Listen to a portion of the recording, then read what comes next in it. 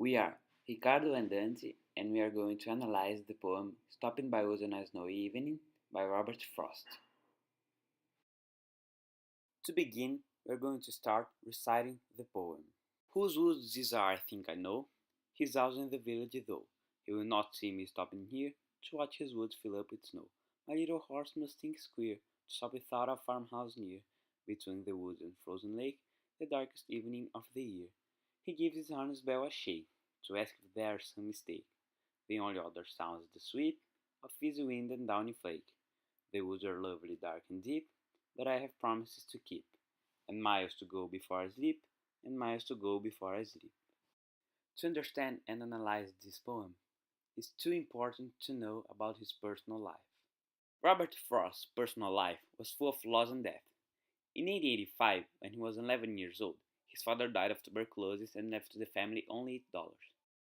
Frost's mother died of cancer in 1900, and in 1920 he had to submit his younger sister Jeannie to a mental hospital, where she died 9 years later.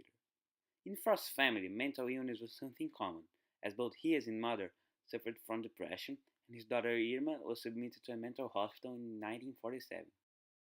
Frost's wife, Eleanor, also experienced crises of depression, had heart problems throughout her life, developed breast cancer in 1937, and died of heart failure in 1938.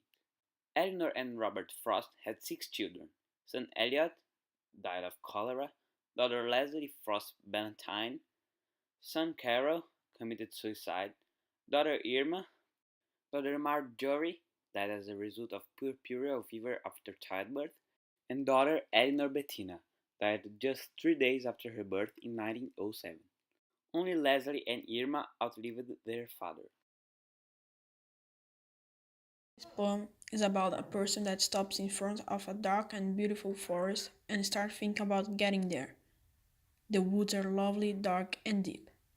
But his horse feels strange about this idea and starts to protest about it. We can see it in he gives his harness bells a shake to ask if there is some mistake.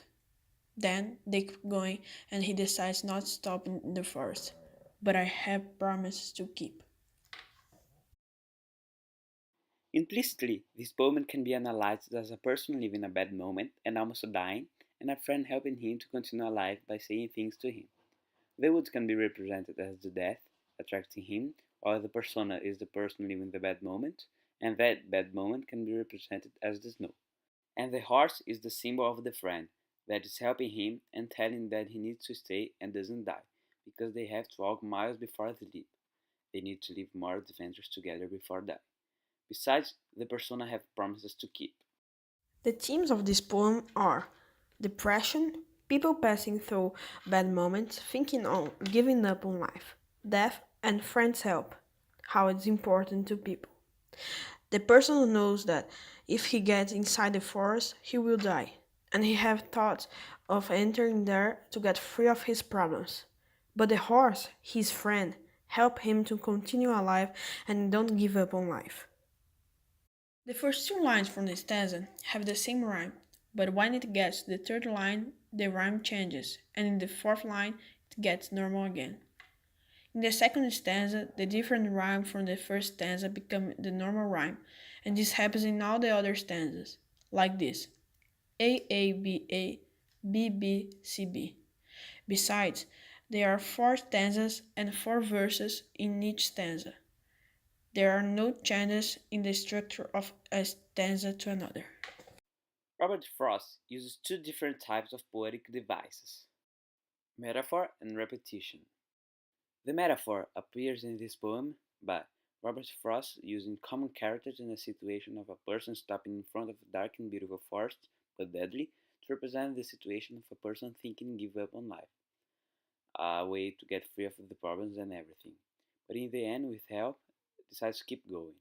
It is an implicit comparison of two situations. The other poetic device, the repetition, appears in the poem in the two last verses of the last stanza, and miles to go before I sleep, and miles to go before I sleep. These verses repeated 2 times in the last stanza to give emphasis to it, to give importance to it, showing that his decision of keep going maybe happened because of this promise. It was a lovely, dark and deep, but I have promises to keep, and miles to go before I sleep, and miles to go before I sleep.